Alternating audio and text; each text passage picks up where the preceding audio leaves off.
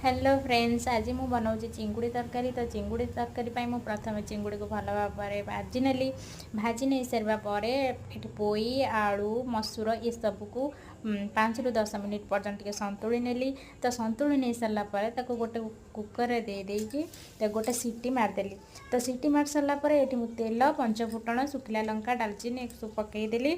तो सी गरम हो सारापर मु काटिकी रखि कटा पियाज को काटिकी रखिଥିବା कटा पियाज को देकी टिके भाजी नेली। तापर से मु टमाटो आउ बाटिकी रखिଥିବା मसला आउ हलदी गुंड लंका गुंड ये सब को देकी ताकू भल भाव में कषि नेली। से मु चिंगुड़ी देकी भी भल भाव में कषि नहीं। कषि सारापर एपटे मो डाली फाली सब सीझी जाइए।